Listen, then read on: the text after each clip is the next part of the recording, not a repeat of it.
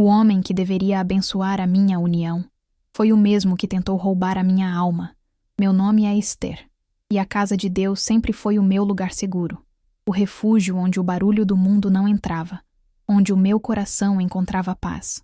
Eu estava há poucos meses de me casar com o Daniel, um jovem músico da orquestra, e a minha vida parecia um hino de gratidão. Cada dia era uma nota feliz. Ensaios da orquestra, a escolha das flores, a prova do meu vestido de noiva, tão branco quanto os meus sonhos. A paz tinha um cheiro. Cheiro de madeira antiga dos bancos da igreja, de inário recém-aberto. Tinha um som. O som do violino do Daniel ensaiando o hino da nossa entrada. Uma melodia que fazia o meu peito transbordar.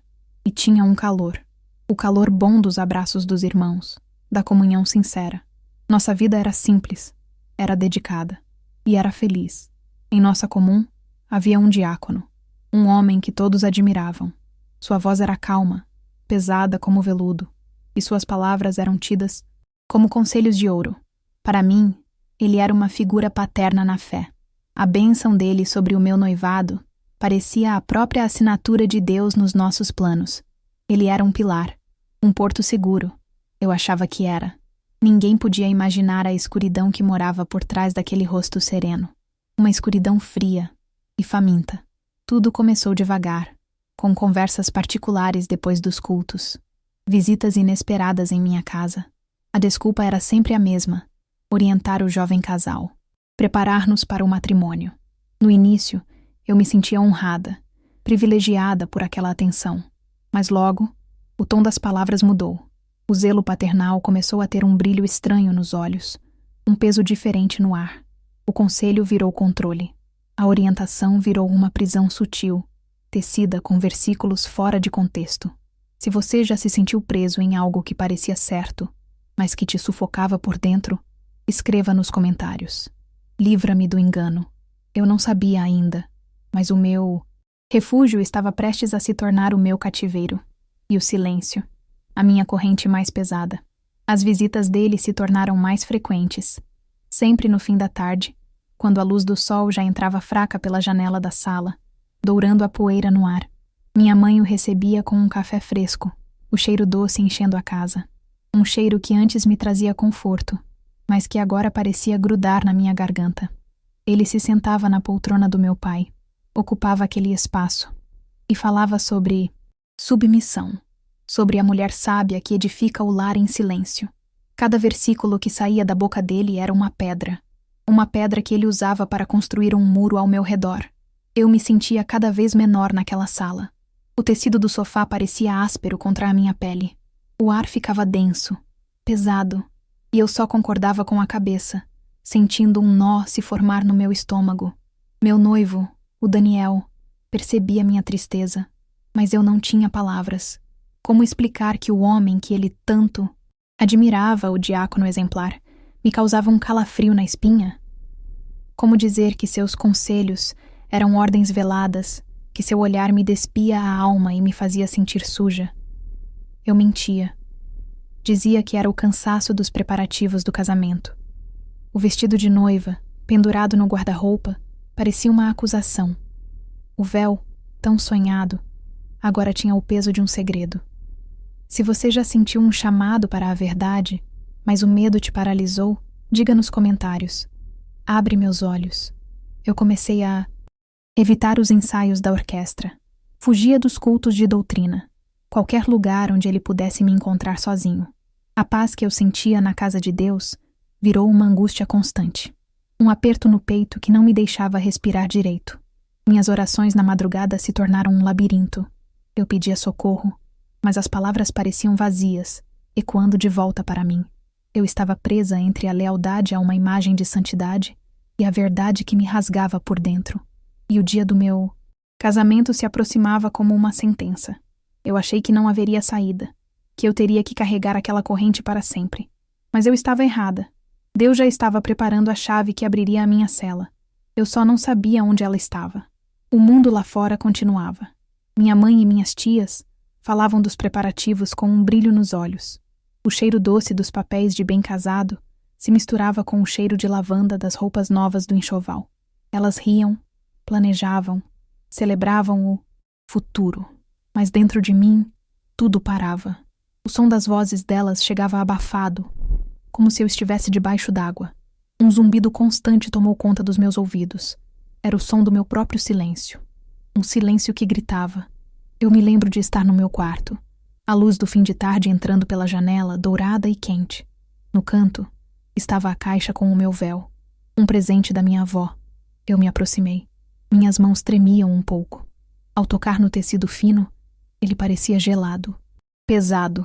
Como eu poderia usar aquilo? Como eu poderia caminhar até o altar, vestida de pureza, carregando uma sujeira que não era minha, mas que grudou na minha alma como piche.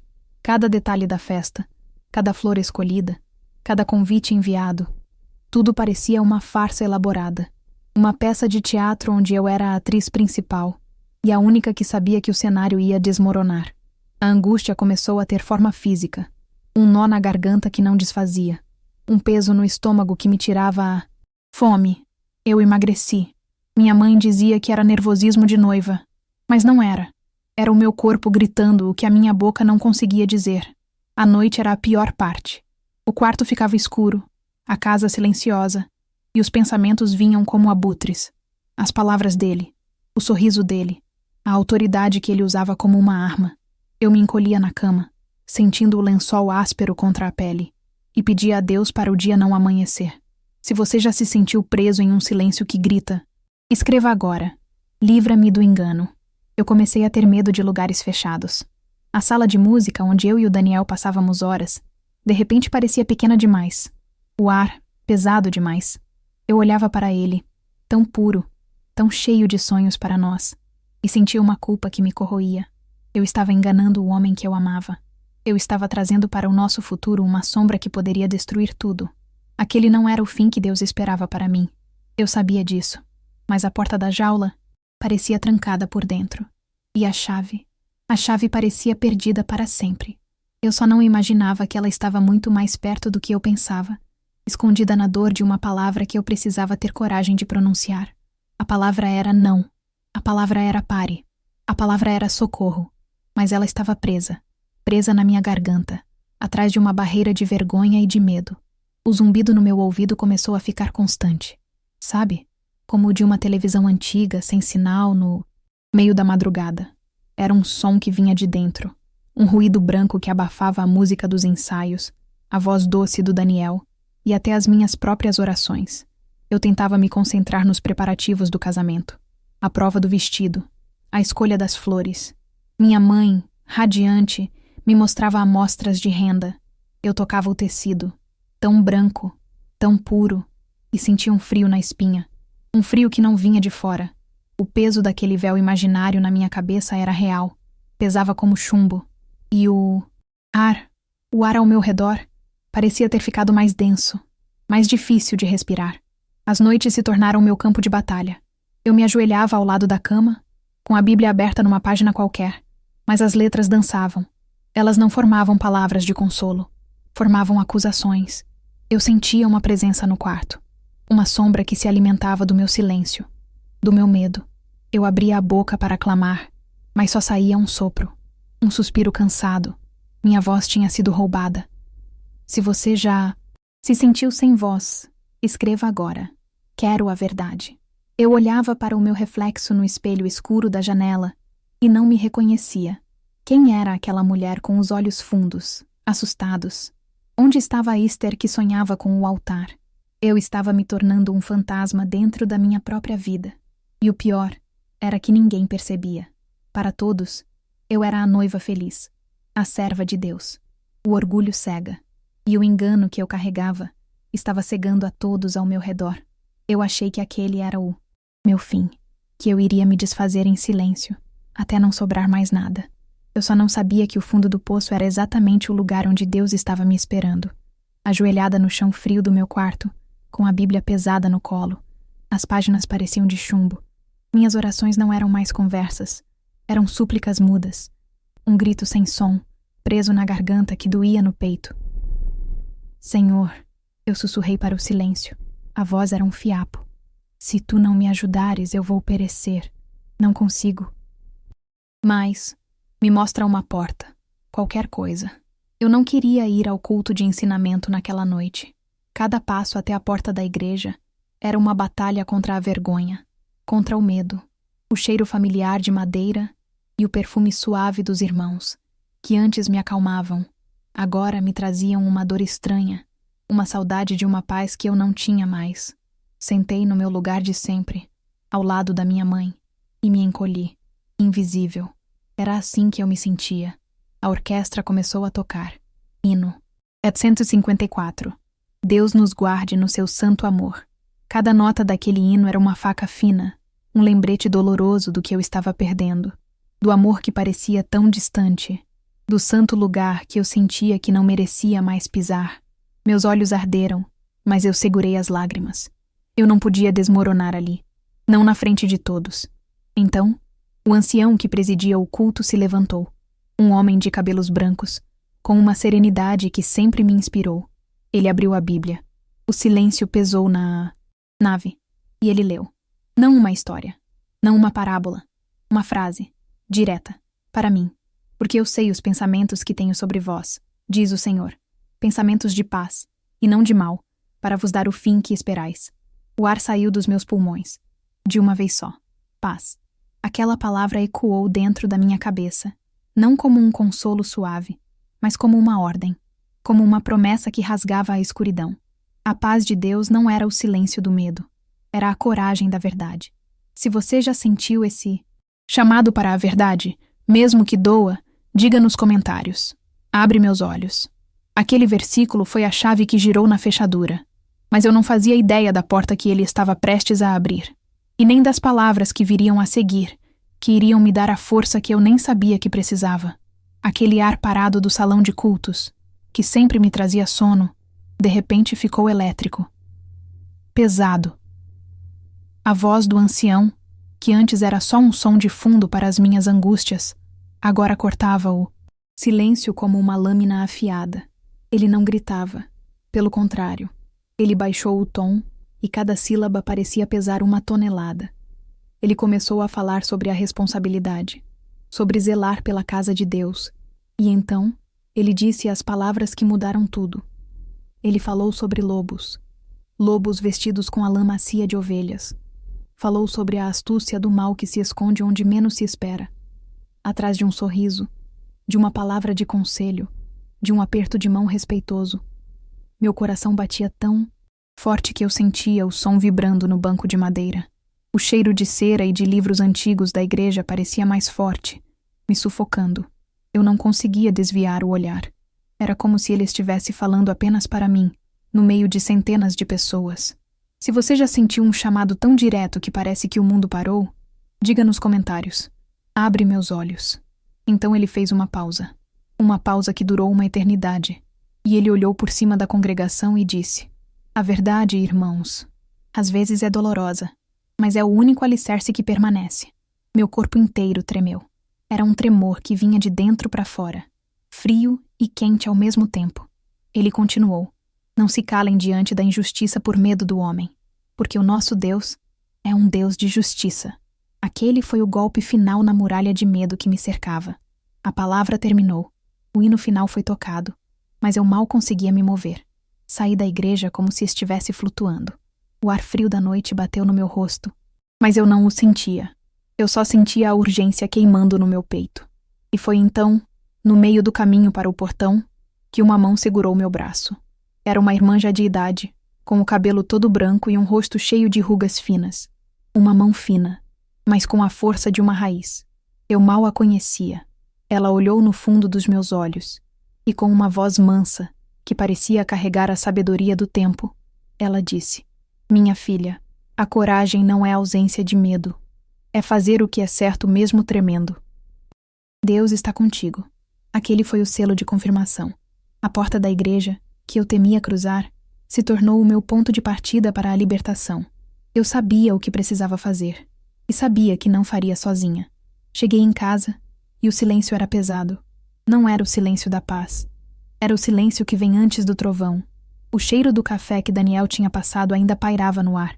Um aroma de normalidade que parecia uma mentira. Ele estava na sala, afinando o violino, Quando me viu, abriu, aquele sorriso que sempre acalmava meu mundo. Mas naquela noite, aquele sorriso partiu meu coração, porque ele não sabia, e eu precisava contar. Pedi que ele se sentasse. Minha voz era um fio, um sussurro trêmulo. Eu não conseguia olhar nos olhos dele. Fixei meu olhar num ponto da parede, enquanto as palavras, aquelas palavras horríveis que eu guardei por tanto tempo, começavam a sair. Eram feias, cortantes, pareciam rasgar minha garganta ao passar. Contei tudo, sem pausas, sem embelezar, apenas a verdade crua, que pesava como chumbo. Quando terminei, o único som era o da minha própria respiração ofegante. Eu finalmente levantei os olhos. Vi o rosto dele mudar, a cor sumir. Os olhos, antes cheios de ternura pela música, se encheram de uma dor que eu nunca tinha visto. Uma dor por mim. E depois, uma fúria santa, protetora, que fez seus punhos se fecharem. Ele não disse nada por um instante que pareceu uma eternidade. Apenas me olhou. E naquele olhar não havia dúvida, não havia julgamento. Havia a certeza de que a minha dor, agora, era a dor dele. Ele atravessou a sala, ajoelhou-se na minha frente e segurou minhas mãos. O calor das mãos dele parecia a primeira coisa real, a primeira âncora que eu sentia em meses. Esther, ele disse, e a voz dele estava rouca. Vamos orar. E ali, no chão da nossa futura casa, ele começou a orar. Não era uma oração de vingança, era uma oração de cura, de força. A voz dele era um escudo ao meu redor. Se você já sentiu o poder de uma oração que te levanta do chão, escreva nos comentários. A oração sustenta. Não era mais o meu fardo. Ele o estava carregando comigo. Quando o amém foi dito, ele me olhou com uma determinação que acendeu a minha. Amanhã, ele disse, com a voz firme. Amanhã de manhã, nós vamos buscar o ministério. Juntos. Aquela noite, pela primeira vez em muito tempo, eu não dormi num campo de batalha. Eu descansei, sabendo que a guerra pela verdade começaria ao amanhecer, e eu não estaria mais sozinha. O sol da manhã seguinte não parecia o mesmo. Tinha uma claridade diferente, uma nitidez que doía nos olhos, mas que também prometia revelar todas as coisas. Não houve alarme, nem pressa, apenas um silêncio denso e carregado de propósito. Daniel preparou o café. O cheiro forte e amargo encheu a cozinha pequena. Um aroma de normalidade em um dia que seria tudo menos normal. Ele me entregou a xícara, as mãos dele quentes envolvendo a minha, que estava fria como pedra.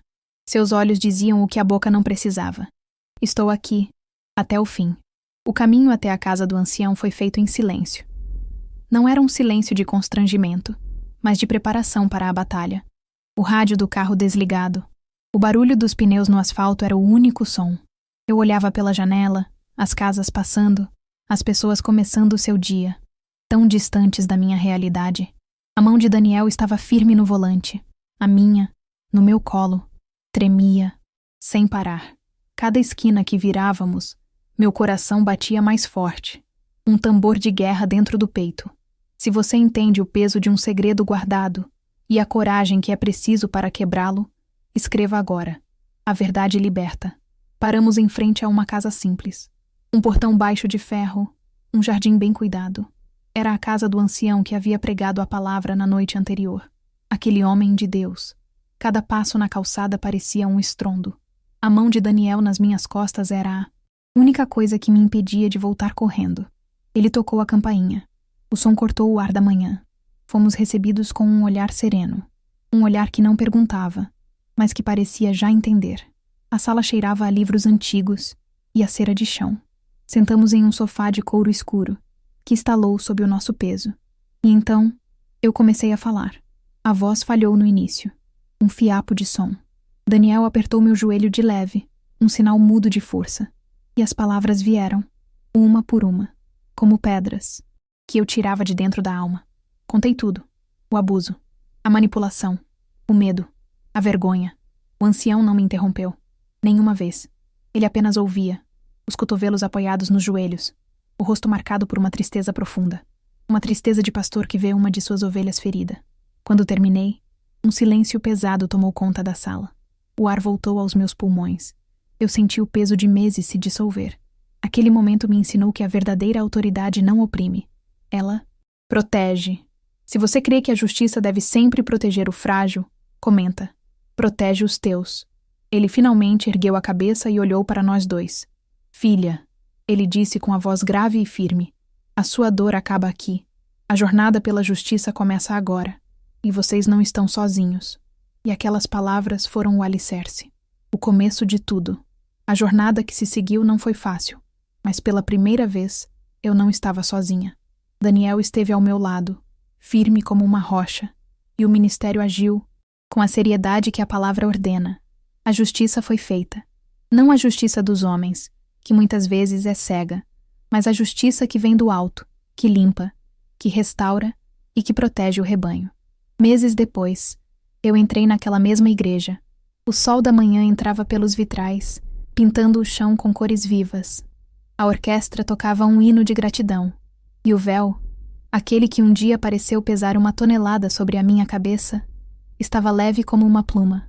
Quando vi o Daniel me esperando no altar com os olhos cheios de lágrimas, eu chorei. Mas não eram as lágrimas amargas do medo. Eram lágrimas de cura, de uma gratidão que transbordava, que lavava a alma. Meu testemunho não é sobre a minha dor. É sobre o poder de um Deus que rasga o véu da escuridão e nos chama pelo nome. Ele nos chama de filhos. E ele não abandona os seus. Se você decide hoje sair da sombra para a luz, escreva com toda a sua força. A verdade liberta. Amanhã de manhã, comece um novo capítulo. Primeiro, leia o Salmo 34, versículo 18. Segundo, tome a atitude de confiar sua dor a uma pessoa de Deus, alguém que te inspire segurança. Terceiro, renuncie ao medo do que as pessoas vão pensar. E quarto, agradeça a uma pessoa que já te protegeu um dia.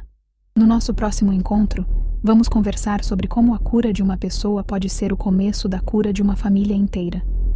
Porque a luz, uma vez acesa, nunca mais se apaga. Fiquem na paz.